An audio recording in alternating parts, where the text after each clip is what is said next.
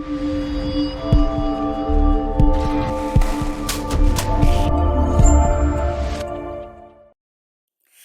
hello, hello. Thank you so much for joining me, Dr. Nikki. I appreciate your being here. Thank you so much for having me, Angela, Dr. Angela. I'm also Abs- Dr. Nikki. Absolutely, absolutely. Now, as you know, Passioneer Magazine, the podcast, is all about our passion, about what we have been called to do, purposed to do with this lifetime of ours. Now, I cannot wait to talk to you about the all that you are doing, have done, and look forward to doing. But there may be some folks that are unfamiliar with you, that this is the first time they're hearing your name. So if you would please, can you tell us just a little bit about yourself? What makes you you? Yes, my name is Dr. Nikki Starr, and I am what I call a multidimensional activator. And what that means is I work with people on the spiritual and practical planes, we can say mystical and practical, to support us in living our ultimate potential. And I feel that that's why I came to this planet, why I'm alive in this lifetime. And I was born into a lineage of Colombian shamans and healers, but I didn't realize that until after I graduated from medical school. So I have both of that practical training in Western medicine, but I also have in my DNA, in my bones, the shamanic, intuitive, psychic side that comes from my lineage. And what happened was while I was going through medical school, I couldn't get brainwashed by the system. I started feeling like this is not right. What they're dealing with, that suffering is a relational problem. Writing all these prescriptions is not going to cure them. And so I had to go through medical school to realize that my passion to serve and help people was founded much deeper than just what was on the physical body. It had to do what was in the energetic and the spiritual planes of who we are. And we as humans are multidimensional. And it's taken years of trainings of different kind, where first I was training more in the physical, like Western medicine, the mind, the body. And then I had my spiritual awakening. And then I was more traveling the world, visiting sacred sites, activating more of my intuitive capacities, which then helped me to understand more of our energetic and emotional fields and how all of that is interplaying, just as like our past lives and our future lives. And yeah, and so it's just been such a beautiful life journey that's been Oh, really I love that. changing all the time. And yeah, so it's been beautiful. I love that. Now, I was going to ask you, did you have that moment? How did you transition from one to the other? But I want to ask it slightly differently, since you mentioned that it happened in medical school. I find that many times along our life's journey, we have been given clues, hints, foretellings, foreshadowings of what we're going to do as an adult. Did you find at any time in your childhood, young adult time frame that you had a little bit of that foreshadowing? Flip side of the coin, how was the transition from, oh my heavens, I'm in medical school, but this is not the way that I want to go? So as a child and since I was young, I feel like people always came to me and told me their problems. They always felt like I was a safe space. People would come and tell me the thing that they never told anyone else in their whole life. And so it was already happening. And growing up in New York City, I thought the only way to help people was to become a doctor. So it kind of seemed like the obvious path. Like I really loved people and wanted to help them and was fascinated by human beings. And so I just loved medicine. I loved everything about it. And I was a psychology major in college. So it was like all preparation for what I do now anyway.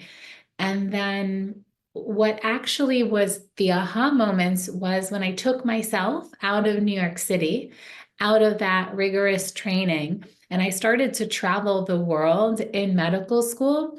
And I had these moments of like, wow, like transcendental experiences when I was scuba diving under the water, when I was skydiving out of planes. And I was just like, maybe there's more to life than just being in the hospital and writing prescriptions. Maybe it's really about happiness, like beyond health. Like, what's the space beyond health?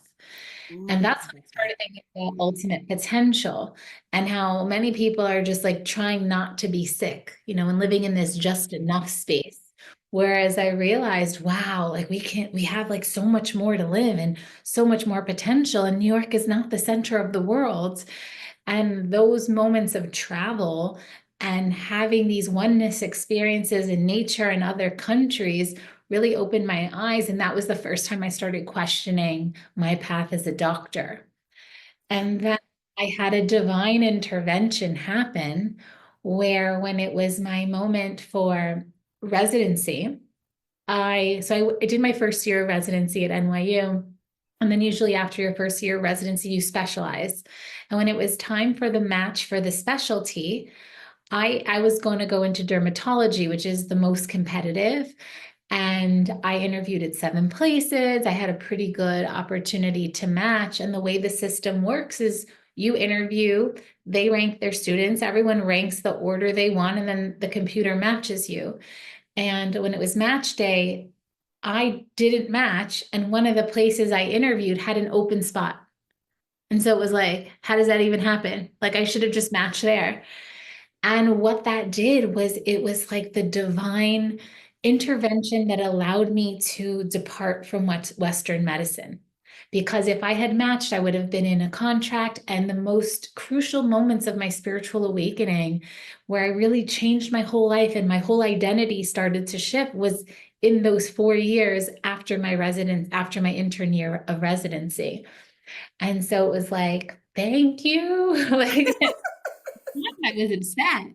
But now looking back, I was like, hallelujah. Like, thank goodness. Oh, absolutely.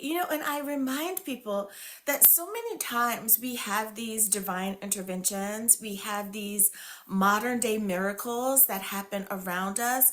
We're just not used to seeing them for what they are. We're expecting for it to always be the waters parting, something major in our lives, not realizing that sometimes it is the no or the yes, it is the red light or the green light that is happening in our lives that makes such a big difference in the trajectory. So I love that. Now, when it comes to using your education and your training, you have all of that, under your belt. That's a part of who you are as well. How do you utilize that, or do you utilize that in any way when it comes to your client base for spiritual healing? And I know some folks are going, first of all, you're talking about spiritual healing. I didn't even know that was a thing. But is there any correlation between the two, or is this a new understanding? Should we understand that differently? There is a correlation. So essentially, in medical school, it's like they took out that whole other aspect of the human. They took out the energetic fields. They said, okay, we're mind and body, but we are also energy. We have a spirit. And the way, as I went on to study more spiritual healing and energy healing, I got to understand that our future is in our aura, in our energy field. And then over time, it comes into the physical if it's not taken care of when it's in our aura. So true preventative medicine is actually energy healing. So just like we brush our teeth, we need to take care of our energy. And when you don't take care of your energy, over time, aches and pains and energy blockages happen that then cause the physical manifestation of, like, a shoulder problem that you think you need surgery for, but really it could just be a trapped emotion, another person's energy, a spirit's energy. And so what happens is most people are going to the doctor with physical problems, but it originated in their energy field first. And things like relational problems and things like this over time, and just like trapped emotions, if you have anger and you don't express it, over time, it does get lodged in the body and create disease. Absolutely. And I find that many times when we tell people that, they don't understand it. They cannot grasp that concept until you remind them, hey, when you're stressed out, how do you feel? When you feel pressed up against that wall for whatever reason, how do you feel? Exactly. Emotion manifesting in the body. And then oh, oh my God, I had no idea. That's why it's important to go on that walk, to take that detox time, to step away from the all that is going on in your life, to give your body a break. I love how you explain that and you make that a part of your practice. Now, when we look at everything that's going on in the lives of the women that are around us, we have over the past few years been told this is the year of the woman. Women are really kind of coming into their own. Not that we are discounting the fellas in our lives, we love them too, but women are just starting to discover themselves and really see the power of who they are. How are you able to help the women that come to you become their best self? Well, I think one of the first things that really has been transformational for women who come into my women's program is I start to remind women that we are cyclical beings and we have a cycle like the moon, literally like the moon in the sky. We have one too, and that we are four different women every month. And that when we start to track our menstrual cycle, even if some women have already gone through menopause, you can still track the weeks and you use the moon to do that. Generally speaking, the new moon, when it's dark, is when the bleeding time is. And then when the moon is full, it's when ovulation time is. And we see that also, it's like when you're ovulating, you have more energy or more of a creative cycle.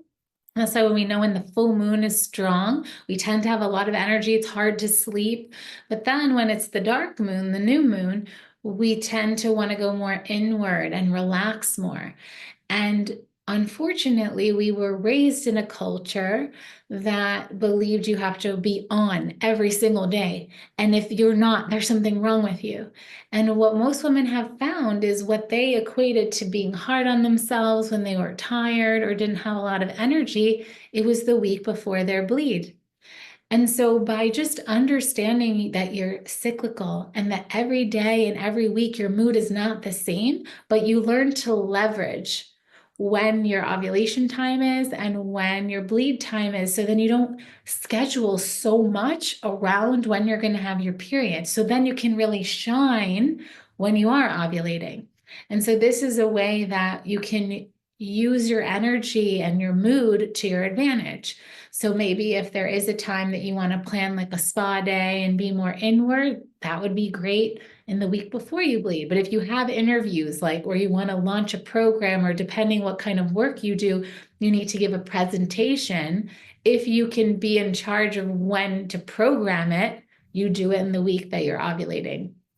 And then I feel like it gives women so much permission. And when you do choose to take that time off, which is so important, then that's when you have an easier bleed. Also, you have less pain. And because most women are overworking, overdoing it. And as women, we're really meant to be receivers and we're meant to receive life and respond. Whereas instead of being like on, making things happen, getting burnt out, and this kind of shift to allowing things to come to you versus like making things happen is also a shift in understanding feminine energetics and how to operate in the world in a way with more ease and grace. Oh, I love that. And I do wish that we were taught that was expressed more. Cuz boy, would it make everyone's life easier. Not only us as women, but those that are around us, they would have a better understanding of what we are feeling, what we are going through. If nothing else, what a nugget of wisdom that you have just given us. I already know some women are going, "Oh my goodness, that's it. That's the secret that I have been waiting for all of my life." And you are so right. When we are in tune with our bodies tell us so much. If only we would just listen. We have the instructions right there. I love that bit of wisdom. Now, as your influence has grown and your popularity has grown, because you are doing great and amazing things, not just here in the States, but around the world, how do you make sure that your energy stays optimal, that you are not experiencing burnout? How do you stay motivated personally? So I always choose to live by the sea because nature really does recharge us. And even in the winter months, so I actually currently live in Ibiza in Spain. It's an island off of Spain. And I was living in Malibu before moving here. And even in the winter, I would swim. I would swim in Malibu in the freezing cold Pacific Ocean in the winter because I know that it would really rejuvenate and revive my energy and also clear off energies that were not mine, that were weighing me down, like we talked about earlier, that energy hygiene. So here, when I lived in Malibu, I really honored sunset every day and I went for a sunset beach work. Whereas here, I honor sunrise more. I see the sunrise from my window every morning and I go for a walk in nature. I swim in the sea. I also go to the gym pretty much every day, except for when I'm bleeding or right before, if I know I'm feeling a bit sluggish or I just take it easy. And also meditating. If I meditate 20 minutes a day, and even if it's not like a true proper kind of meditation, what I mean by proper is like I'm not following some kind of script or doing some kind of thing, but I just sit in silence with myself and I hold space with myself. I receive so much clarity and insight. So it's like my actions come from such a strong, inspired space that I can't wait to do them. Like it's like they're overflowing out of me. I find that burnout happens when we're like forcing things and pushing things Yes. versus like when the post comes, it's like you hear it in your ear. It's like you can't help but share it. It's like the idea comes and then you execute. The idea comes and you execute versus when you're trying so hard, that creates burnout. So whatever can inspire you and bring you into that calm, listening, restful space, whether it's time in nature, meditating, whatever it is for you, everyone could be different. Then you can really listen and then you receive the divine download and then you send it out into the world. Yeah. Oh, that is so important of understanding who you are. I tell people all the time, listen, I'm a beach baby. I am much like you. I have got to be near the water. The further away I get from a body of water, the worse I literally start to feel. I am a fish out of water if you take me too far inland. So you are onto something there. And when I discovered that about myself, I had a conversation with my mom, and I found that though she enjoyed the beach, it was not truly her cup of tea. She's a fire person. So I started lighting candles at night for her. And let me tell you, the difference just in her mood when she would see that it was time, because I would, have my long matchsticks, and I would go and light the candle. Her whole mood, she's like, oh, yes, it's time. And just to see the glow, so to speak, in her eyes when she saw that fire, it's like she warmed up because that's my element. I've been waiting all day for her to come and light these candles. And it really and truly, whatever really does it for you and brings you into that happy space, you have to do it. But it is nice to meet you, my fellow water lover. It really and truly does make a difference. I love that. Now, one other aspect of who you are is that you are an author. Congratulations on your book success, of course. Now, you have written a book called Raw Naked Truths. Tell us about this book. So it is a short and sweet, more of a poetic read that really lifts our spirits. It's just 33 pages, and it was written in that space that I'm telling you about, that space where I was literally naked in nature. That's why I called it Raw Naked Truths. And every chapter it touches upon love and life and spirituality. And there are these reminders, they're like these universal truths connected to spiritual virtue that when you read, it's like a sob for the soul. It just reminds you, like, oh, yeah, it like connects you back into peace, into trust, into faith, into truth.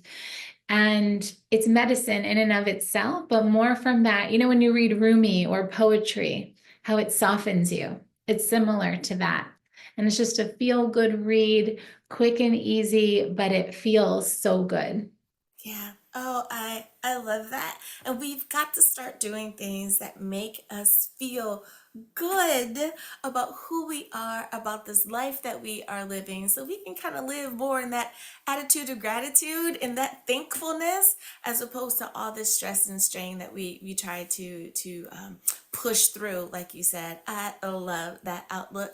Dr. Nikki, thank you so much for spending time with me here on Passioneer Magazine, the podcast. I have truly enjoyed spending time with you today. Now, we know that your book is available on Amazon or wherever books are sold, but if someone wants to reach out to you, how can they do that? So I usually hang out on Instagram at Dr. Nikki Starr, DrNikkistarr. So I post in my grid every day. I'm in my stories every day. And you can also go to my website at drnikkistarr.com. And there you can find all of my offerings, my healings, my courses, all the different things if you want to go into a deeper dive. I love it. Thank you again for being a guest on the show. Thank you for having me. Absolutely.